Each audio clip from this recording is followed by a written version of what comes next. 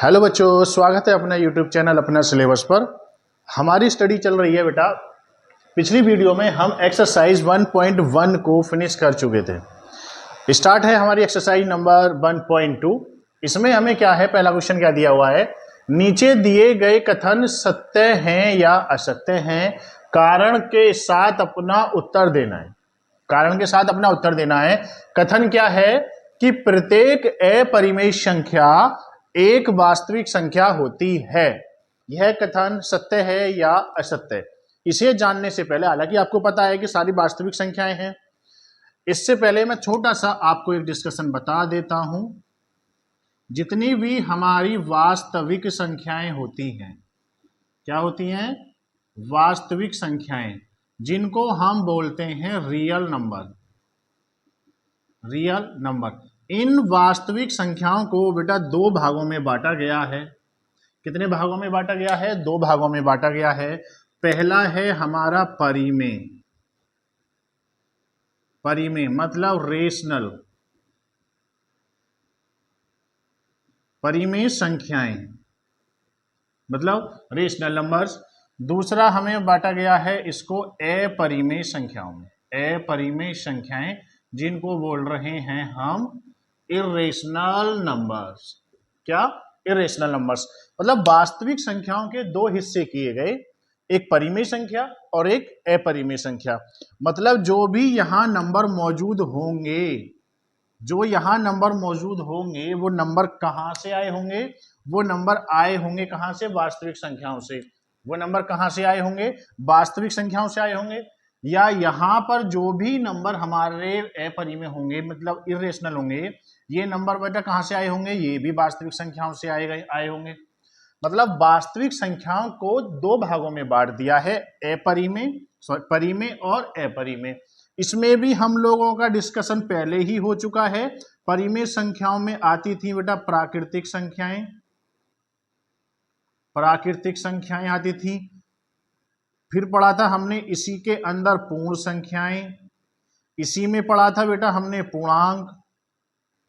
ये हमने सब इसी में पढ़ा है, ये इसी के पार्ट थे। आगे चल के अगर हम और पढ़ेंगे तो अभाज्य संख्याएं कौन सी होती हैं, भाज्य संख्याएं कौन सी होती हैं, तो ये लिस्ट बढ़ती चली जाएगी ऐसे ही। अपरिमेय के नाम पे हमने केवल अपरिमेय संख्याएं अंडर रूट अभाज्य टाइप की पढ़ी हैं। अंडर रूट अभाज्य टाइप की हमने अपरिमेय संख्याएं पढ़ी हैं, जिसमें हमने पाई को भी अलग से डिस्कशन किया था कि पाई हमारा अपरिमेय होता है। अभी हम आगे नहीं जोड़ रहे हैं, हालांकि संख्याएं बहुत होती हैं अपरिमेय। अभी आपका काम यहां से चल जाएगा। आगे चल के एक ई नंबर होता है, ये भी अपरिमेय होता है। लॉग आएंगे, log 1 ये अपरिमेय, log 2 अपरिमेय, log 1 तो 0 हो जाता है, log 2 अपरिमेय। ये सारी संख्याएं आगे चल के अपरिमेय आएंगी। sin 1 ये आप लोग पढ़ोगे, sin 1 क्या होता है, sin 2 क्या होता है, sin 90, sin 45, ये हमारी सब अपरिमेय संख्याएं होती हैं। लेकिन हमारा इनसे कोई लेना देना नहीं है अभी फिलहाल में। बस हमारा काम चल जाएगा अंडर रूट अभाज्य संख्या और पाई। अंडर रूट अभाज्य समझ रहे हैं ना? Under root 2, under root 3, under root 5, under root 7, जो अभाज्य संख्या उनको अंडर रूट के अंदर डाल दीजिएगा, वो अपरिमेय बन जाएंगी। अब आइएगा जरा क्वेश्चन पे। क्वेश्चन क्या कह रहा है? प्रत्येक अपरिमेय संख्या, इनकी बात कर रहा है, जो ये जितनी भी संख्या है, प्रत्येक सभी संख्याएं एक वास्तविक संख्या होती हैं। क्या सभी संख्याएं वास्तविक संख्या होती है? हाँ जी। अपरिमेय संख्या कहां से आ रही हैं? वास्तविक संख्याओं से आ रही हैं। तो बेटा इसका उत्तर हो जाएगा हाँ। क्या हो जाएगा? हाँ। कारण में क्या देना है? कारण आप लिखेंगे। कारण में क्या देना है? क्योंकि सभी अपरिमेय वास्तविक संख्याओं को दो भागों में बांटा गया है, परिमेय और अपरिमेय, इसलिए अपरिमेय, सभी अपरिमेय संख्याएं वास्तविक संख्याएं होती हैं। क्या बोला मैंने? कारण में क्या लिखना है? लिख लीजिएगा। कारण में लिखना है सभी, नोट करके, नोट, सभी वास्तविक संख्याओं को, सभी वास्तविक संख्याओं को दो भागों में बांटा गया है, नंबर 1 परिमेय और नंबर 2 अपरिमेय। ठीक है? तो अपरिमेय, इस प्रकार सभी अपरिमेय संख्याएं क्या होंगी? वास्तविक संख्याएं होंगी। सभी अपरिमेय संख्याएं क्या होंगी? वास्तविक संख्याएं होंगी। क्लियर? इसका कारण यही देना था कि अपरिमेय संख्याएं हैं, अपरिमेय संख्या अगर वास्तविक है तो कारण बताइए। कारण क्या है? सभी अपरिमेय संख्याएं वास्तविक संख्याओं से आती हैं। क्योंकि वास्तविक संख्याओं को कितने भागों में बांटा गया है? 2 भागों में बांटा गया है, पहला परिमेय और दूसरा अपरिमेय। तो जितनी भी अपरिमेय सब वास्तविक से आ रहे हैं, यहां तक कि जितनी भी परिमेय है ये भी सब वास्तविक से आ रही हैं। क्लियर? नेक्स्ट चलते हैं बेटा आगे। अगला क्वेश्चन है बेटा, इसी का पार्ट है, संख्या रेखा पर प्रत्येक बिंदु, संख्या रेखा ये रही हमारी, संख्या रेखा 0, 0 के बाद 1, 1 के बाद 2, 3, 4, 5 डॉट डॉट डॉट, इधर -1, -2, -3, -4, -5 डॉट डॉट डॉट डॉट। ये हमारी संख्या रेखाएं। संख्या रेखा पर प्रत्येक बिंदु अंडर रूट m के जैसा होता है, अंडर रूट m के रूप का होता है, जहां m को परिभाषित कर रहे हैं, m एक प्राकृतिक संख्या है, प्राकृत संख्या है मतलब नेचुरल नंबर है। क्या इसी टाइप के इस संख्या पर सभी नंबर इसी के जैसे हैं, इसी की शक्ल के हैं सभी नंबर? चेक करते हैं। m क्या है? प्राकृतिक संख्या। तो मैं m की वैल्यू रखता जाता हूं 1, 2, 3, 4, 5, 6 डॉट डॉट डॉट। ये तो होती है प्राकृतिक संख्या। यहां जरा m की वैल्यू रखी, जैसे ही मैंने 1 रखा, अंडर रूट 1 का मतलब 1 आ गया पहला, अंडर रूट 2 2 ही रहने वाला है, अंडर रूट 3 3 ही रहने वाला है, अंडर रूट 4 का मतलब 2 हो जाएगा, अंडर रूट 5 ऐसे ही रहेगा, अंडर रूट 6 भी ऐसे ही रहेगा, dot dot dot, under root 7 भी ऐसे ही रहेगा, डॉट डॉट डॉट। तो ये सभी नंबर आ गए जी, सारे नंबर इस टाइप के नजर आने वाले हैं अंडर रूट के अंदर। ये ऐसे कह रहे हैं कि सारे नंबर संख्या रेखा पर इसी के जैसे होते हैं। चेक करते हैं जरा, आइएगा। 0 आया कहीं इसमें? 0 नहीं आया, जबकि संख्या रेखा पर 0 भी होता है या नहीं? अब 1 आया, हाँ 1 है यहाँ। अंडर रूट 2 आया, लेकिन 2 इसका आ रहा है यहाँ पर, और अंडर रूट 2 लगभग यहाँ होगा बीच में, है ना। लेकिन अगर हम ये देखें कि सारे नंबर ये इधर पॉजिटिव डायरेक्शन में चल रहे हैं, इधर नेगेटिव में तो कोई है ही नहीं, नेगेटिव में तो कोई है ही नहीं। -1 तो कभी जिंदगी में नहीं देगा, ये -2 कभी जिंदगी में भी नहीं देगा। तो क्या कह रहे हैं? संख्या रेखा का प्रत्येक बिंदु अंडर रूट m के जैसा होता है। गलत बात है साहब, ऐसा नहीं होता है। नेगेटिव नंबर हैं जो इसके जैसे नहीं होता है। तो यहां पर हम क्या उत्तर देंगे? नहीं। क्या उत्तर देंगे? नहीं, ऐसा नहीं होता है। क्योंकि संख्या रेखा पर ऋणात्मक संख्याएं भी होती हैं, जो कि अंडर रूट m के रूप में नहीं मिलती हैं। ये हो गया जी कारण, नहीं मिलती हैं, ये हो गया कारण। इसका समझ में आ गया? अंडर रूट m के जैसा नहीं मिलने वाला है। और एक चीज और नोट में, नोट ये होता है कि ये जो संख्या होती है ना अंडर रूट m, यह अगर हमसे पूछेगा कोई धनात्मक है ऋणात्मक है, तो हम बोलेंगे साहब ये धनात्मक है, ये कभी इसकी वैल्यू ऋणात्मक आ ही नहीं सकती। अंडर रूट के अंदर अगर ऋणात्मक आ गया तो हाहाकार मच जाता है। हाहाकार कैसे मचेगा? 10th पास आउट हो जाइएगा। 11th में आके स्पेशल चैप्टर है कॉम्प्लेक्स सम्मिश्र संख्याएं, जैसे ही अंडर रूट के अंदर माइनस आता है ना, तो एक नया चैप्टर बन गया है वहां से, है ना, एक अलग डिस्कशन हो जाता है वो। लेकिन अभी हम क्या जान रहे हैं? अंडर रूट m है तो वो धनात्मक होगा। क्लियर? नोट कर लीजिएगा इसको। आगे थर्ड पे आते हैं बेटा। थर्ड वाला आप ऐसे देखिएगा, थर्ड वाला, प्रत्येक वास्तविक संख्या एक अपरिमेय संख्या होती है। थर्ड वाला कुछ, ये जो पहले का थर्ड पार्ट है आपकी स्क्रीन पे आ रहा है, मैं ऐसे पढ़ रहा हूं। प्रत्येक वास्तविक संख्या एक अपरिमेय संख्या होती है। उल्टा कह रहा है, पहले क्या कहा था? पहले कहा था सभी अपरिमेय संख्याएं वास्तविक संख्याएं होती है, बिल्कुल सही बात थी। अब क्या कह रहे हैं? प्रत्येक वास्तविक संख्या अपरिमेय होती है। वास्तविक संख्याओं को 2 पार्टों में बांटा गया था, अपरिमेय और परिमेय, अपरिमेय और परिमेय। तो सभी वास्तविक संख्या क्या परिमेय होंगी? सभी वास्तविक संख्या क्या अपरिमेय होंगी? परिमेय भी तो हैं। वास्तविक संख्याओं को 2 भागों में बांटा गया था, परिमेय और अपरिमेय। क्लियर? तो ये क्या कह रहे हैं कि सभी वास्तविक संख्याएं अपरिमेय होती हैं। गलत बात है जी, वास्तविक संख्याएं परिमेय भी तो होती हैं। तो ये उत्तर कैसा हो गया? गलत हो गया। आप लिख देंगे गलत है। कैसा है ये? गलत है। मतलब सत्य असत्य पूछ रहा है तो नहीं, असत्य हो गया ये। ठीक है, कारण क्या देंगे?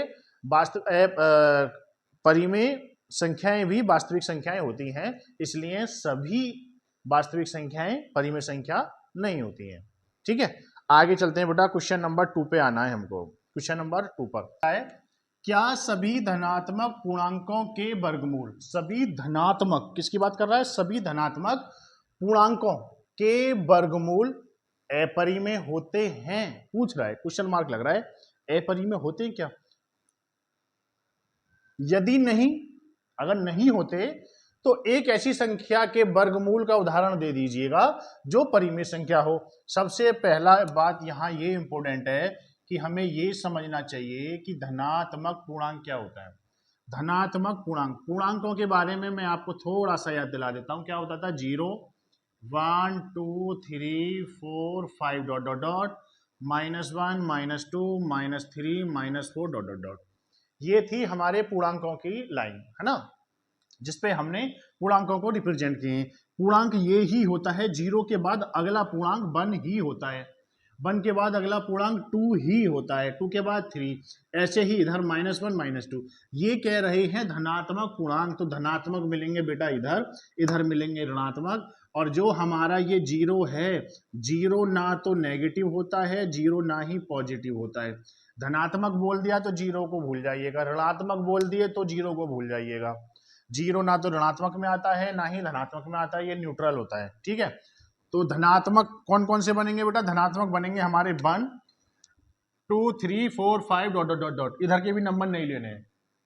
अब कह रहे हैं कि अगर इन संख्याओं का मैं वर्गमूल लूं, क्या लूं? वर्गमूल लूं, तो क्या वो अपरिमेय ही आएगा? और अपरिमेय संख्याओं के बारे में हमने बताया था, अगर अंडर रूट के अंदर अभाज्य संख्या आ जाए तो ये हमारा अपरिमेय हो जाएगा। क्या हो जाएगा जी? अपरिमेय हो जाएगा। क्लियर? चेक कर लेते हैं, तो जरा यहां देखिएगा। सबसे पहले अंडर रूट, वर्गमूल क्या रहा है ना, तो एक होता है मेरा पूर्णांक, मैं लिख लेता हूं, धनात्मक पूर्णांक कौन कौन से होते हैं? 1 2 3 4 5 6 7 डॉट। सर ये तो प्राकृतिक संख्या आ रही है, यहाँ प्राकृतिक संख्या ही होती है, धनात्मक पूर्णांक प्राकृतिक संख्या ही होती हैं। अब क्या कह रहा है? इन संख्याओं का वर्गमूल, क्या है बेटा? वर्गमूल, वर्गमूल जानते हैं ना, सभी संख्याओं पे अंडर रूट लगा दीजिएगा। अंडर रूट लगाया 1, ये कितना आ गया? 1। दूसरे पे अंडर रूट लगाया, ये अंडर रूट 2 है, 2 ही रहने वाला है। तीसरे पे लगाया, ये भी यही रहने वाला है। चौथे पे लगाया, ये 2 आ गया। आगे अंडर रूट 5, तो ये अंडर रूट 5 ही रहने वाला है। अब ये ऐसे ही चलता रहेगा। अब जरा ध्यान से देखना, क्या अंडर रूट 1 का आ गया 1, और 1 हमारी होती है परिमेय संख्या। कैसी होती है जी?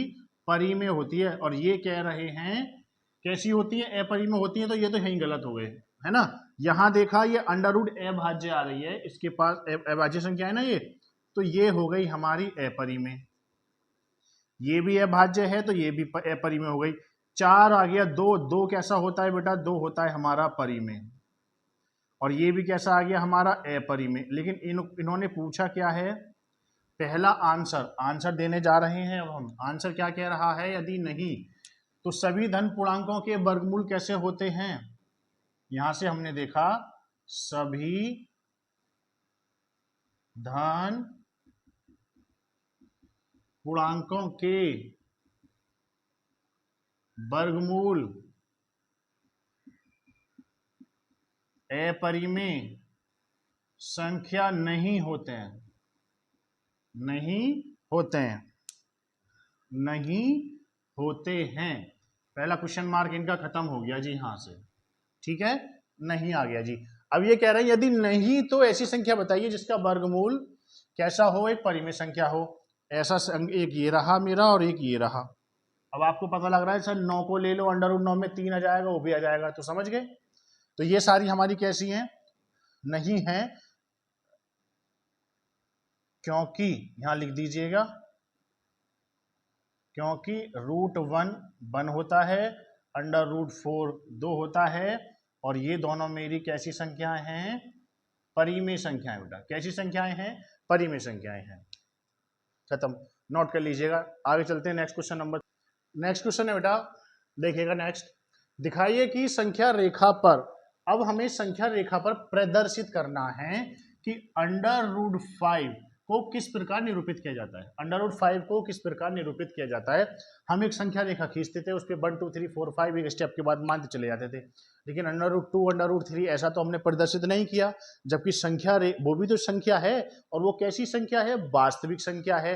तो सभी की सभी संख्याएं उस वास्तविक लाइन पे होती हैं, ठीक है। तो अब होती हैं तो इसका पता लगाओ ये कहां पर होगी।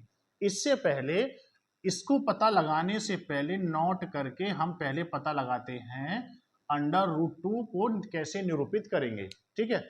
इन्हें निरूपित करने के लिए बेटा आपको पता होना चाहिए पाइथागोरस प्रमेय। 8th क्लास में थोड़ा सा अध्ययन हमने किया हुआ है। क्या होती है पाइथागोरस प्रमेय में, थोड़ा सा आपको रिमाइंड करा देता हूं। सबसे पहला एक समकोण त्रिभुज होता था, त्रिभुज होता था। त्रिभुज भी कैसा होता था बेटा, समकोण होता था। समकोण त्रिभुज है मेरा ये हो गया ए, ये बी और ये सी। तो पाइथागोरस प्रमेय ये कहती है कि कर्ण का स्क्वायर, ये मेरा कर्ण होता था, ये मेरा आधार होता था और ये मेरा लंब होता था। तो कर्ण का स्क्वायर मतलब AC का स्क्वायर आधार का स्क्वायर प्लस लंब के स्क्वायर के बराबर होता था। ये मेरी पाइथागोरस प्रमेय है। इसे प्रदर्शित करने के लिए संख्या रेखा पर इन दोनों को प्रदर्शित करने के लिए मुझे इसकी हेल्प लेनी ही पड़ेगी। कैसे? अब आपको ऐसे 2 नंबर ढूंढने हैं, मतलब अब आपको इसके अंदर आधार और लंब के ऐसे 2 नंबर ढूंढने हैं जिनका वर्ग कर दें और उनको जोड़ दें तो सिर्फ 2 आए, और ये स्क्वायर रूट पहुंच जाएगा इधर। कितना आए? 2 आए, है ना। तो मेरे को ये लगा कि अगर मैं आधार को 1 इकाई ले लूं, कितनी इकाई ले लूं बेटा? 1 इकाई, और लंब को भी मैं 1 इकाई ले लूं तो इसका वर्ग करूंगा, मतलब 1 का वर्ग भी 1 आएगा और इसका वर्ग भी 1 आएगा, और दोनों को मैं जोड़ दूंगा तो ये आ जाएगा मेरा 2। और जैसे ही 2 आ जाएगा तो मैं इसको संख्या रेखा पर प्रदर्शित कर दूंगा। कैसे कर दूंगा समझिए। सर ये नंबर हमें सोचने ही पड़ेंगे? हाँ, ये सोचने ही पड़ेंगे। डिपेंड करेगा संख्या कौन सी प्रदर्शित करवा रहा है। अभी यहां पर मेरे से जो प्रदर्शित करवा रहा है अंडर रूट 2 को प्रदर्शित करवा रहा है, तो मेरे को फाइनली एक ये और एक ये, इन दोनों का वर्ग का सम, स्क्वायर भी हो जाए, इसका भी स्क्वायर हो जाए, जब मैं जोड़ूं तो 2 आएगा, और जैसे कि स्क्वायर रूट है, स्क्वायर रूट इस पे पहुंच जाएगा, ये इधर का स्क्वायर इधर आ जाएगा तो अंडर रूट 2 मिल जाएगा। तो ये नंबर आपको सोचने ही हैं। अब इतना बड़ा क्वेश्चन आता नहीं है आपके एग्जाम में, सोचना क्या है, ये हमने ही सोचवा दिया आपको। 1 1 है, तो अंडर रूट 2 लेके आना है, तो 1 ये ले लिया, 1 ये ले लिया, काम हो गया। कैसे?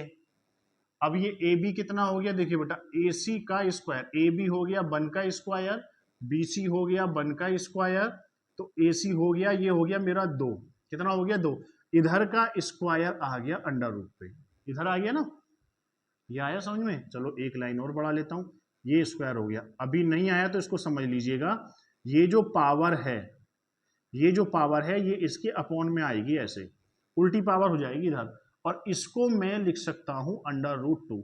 मतलब अगर कहीं पे पावर हाफ है तो इसका मतलब ये है, किसी भी संख्या के ऊपर है तो इसका मतलब ये होता है अंडर रूट, ठीक है। नहीं पता तो अब पता लग गया होगा, ठीक है।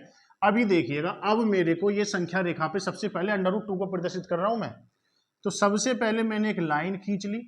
अंडर रूट 2, सर ये कितना माना है आपने? 1 सेंटीमीटर माना है, 1 मीटर माना है, 1 किलोमीटर माना है?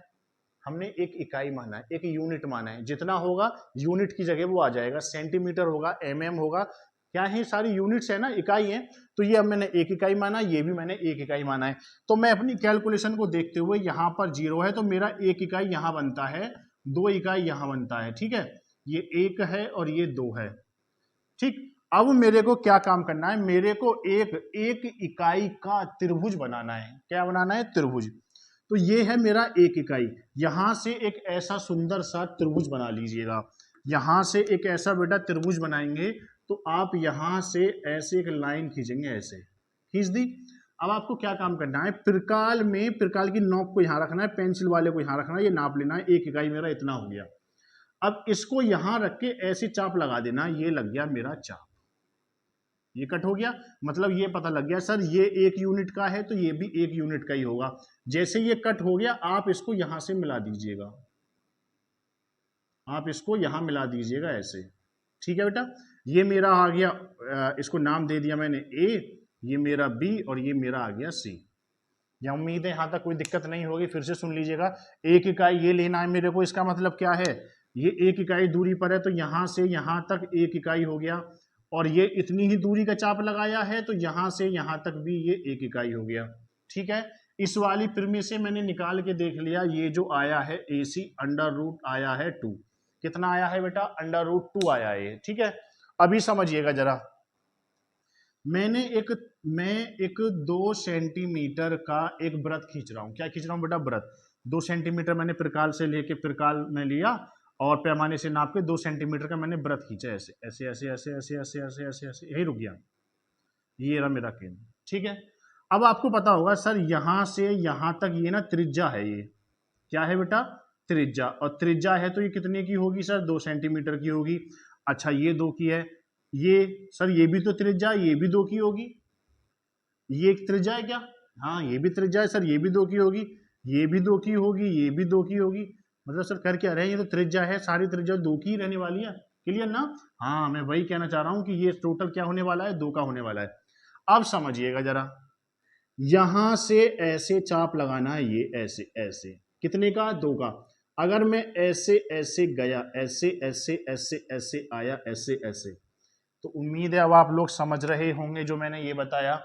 सर यहां से आपने यहां तक अंडर रूट 2 त्रिज्या का चाप लगाया, तो यहां से यहां तक ये अंडर रूट 2 है, और जो ये वाली जो लाइन आई है यहां से यहां तक की, सर ये भी यहां से यहां तक अंडर रूट 2 ही होगा। ये बिंदु कितना होगा बेटा, अंडर रूट 2 होगा। आई बात समझ में, नहीं आई। ये चाप है ना, ये अगर मैं ये देखूं यहां से मैं दिखाऊं, अगर मैं इसको यहां से इसमें मिला दूं तो ये भी तो अंडर रूट 2 का होगा, ये भी अंडर रूट 2 का होगा। इस चाप पे जितनी भी यहां से रेखाएं खींचूंगा सब अंडर रूट 2 की होंगी ना। जैसे यहाँ 2 2 की होती जा रही हैं, तो ये यहां तक आ गया तो यहां भी तो कितने का होगा, अंडर रूट 2 का होगा। तो ये मेरा प्रदर्शित हो गया। क्या प्रदर्शित कर दिया मैंने, कि अंडर रूट 2 संख्या रेखा पे यहां मिलेगा। सही है, यहां मिलेगा। ठीक है, अब नेक्स्ट क्वेश्चन आता है ऐसे ही। अभी अंडर रूट 3 अगर आप करते हैं तो अंडर रूट 3 के लिए मैं इसी पे बता देता हूं, पता नहीं आपके एग्जाम में कौन सा आ जाए। अंडर रूट 3 को करने के लिए आपको चाहिएगा, कितना चाहिएगा, 3। 2 संख्याओं का वर्ग कितना चाहिएगा बेटा, 3 चाहिएगा।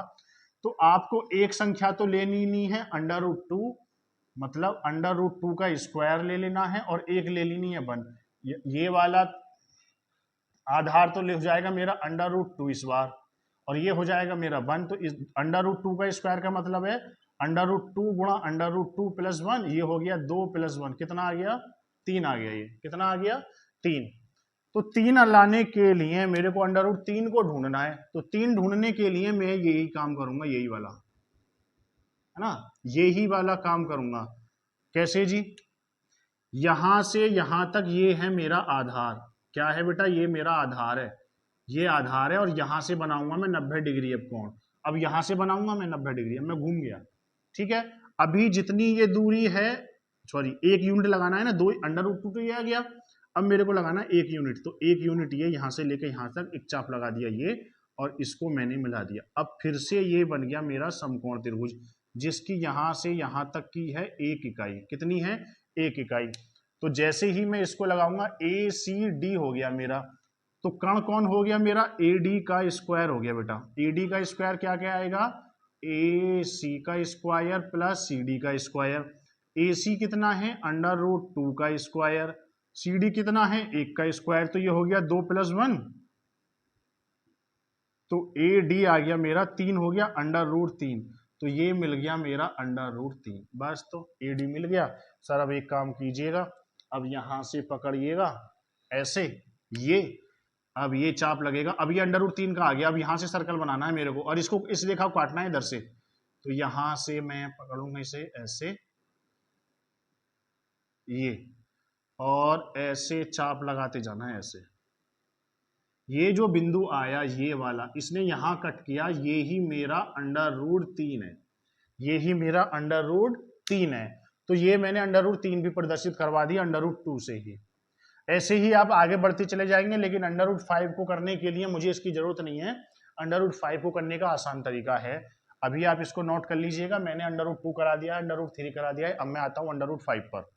अब देखिए बेटा √5 को कैसे प्रदर्शित करना है।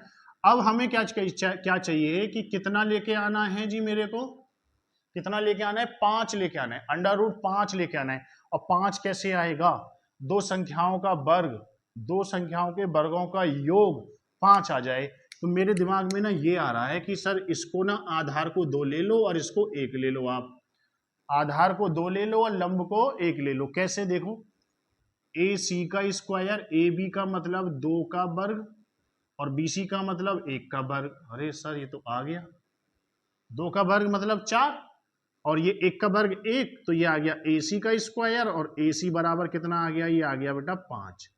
और इस पे आ जाएगा √, मेरे 5 के दर्शन हो गए। मेरे को ऐसे वाला झाड़ दोबारा वाला वो करना ही नहीं है। एक बार और करते 4 का आता, फिर एक बार और करते तब आता √5 का। तो अब यहाँ से सिंपल हो गया। ये कितना मिल गया मेरे को, √5। और मेरे को क्या क्या चाहिए, आधार चाहिए 2 इकाई और लंब चाहिए मेरे को 1 इकाई। एक रेखा 0 1 2 3, मेरे को चाहिए क्या, 2, आधार चाहिए 2, 1 और 1 2। सुनिएगा, √4 होता है 2, √5 जाहिर सी बात है 4 होता है, √5 क्या होगा, ज्यादा होगा किससे, √4 से। इसका मान जो बड़ा होगा ना, इसका मतलब ये जो आएगा मेरा 2 से बड़ा आएगा। कितने से बड़ा आएगा, 2 से आगे आएगा। ये √5 जो आएगा ना 2 से आगे आएगा। अब आगे कितनी आगे आता है वो देखते हैं। देखिएगा मेरे को क्या मिल गया, 2 इकाई, यहां से यहां तक हो गया मेरा 2 यूनिट। कितना हो गया बेटा, 2 यूनिट। अब मेरे को यहां से 90 डिग्री बनाना है, 90 डिग्री मैंने बना दिया। कितना, 1 इकाई, कितना 1 इकाई। यहां से यहां तक तो ये 2 इकाई है, गलती मत कर देना। 1 इकाई ये रहा मेरा, यहां से इतना लिया और यहां से ऐसे चाप लगा दिया, जितने ये इतना ये। अब इसको मिला दिया, उम्मीद है समझ में आ गया होगा। ये है मेरा 1 इकाई और ये है मेरा 2 इकाई। इस वाली कैलकुलेशन से ये मेरा है A और ये मेरा है B और ये है मेरा C और ये आ गया मेरा √5। कितना आ गया, √5। बस, तो अब क्या काम करना है, पकड़िएगा प्रकाल, ये हो गया केंद्र और यहां से रख दीजिएगा ये, और ऐसे ऐसे ऐसे ऐसे करते चले जाओ। कहाँ पे कट हुआ, ये यहाँ पे कट हुआ। तो ये ही मेरा √5 है, संख्या रेखा पे प्रदर्शित कर दिया। 2 से आगे आना था, 2 से आगे ही आया है, ये रहा 2, ये रहा 2 से जस्ट आगे। ठीक है, तो √5 को संख्या रेखा पे कैसे प्रदर्शित करते हैं वो मैंने करके दिखा दिया है। क्वेश्चन नंबर 4 आपको करना है और सिंपल ऐसे ही बना के दे रहा है, वो आकृति आपके सामने है, उसको कर लीजिएगा। ये एक्सरसाइज कंप्लीट होती है। Thank you.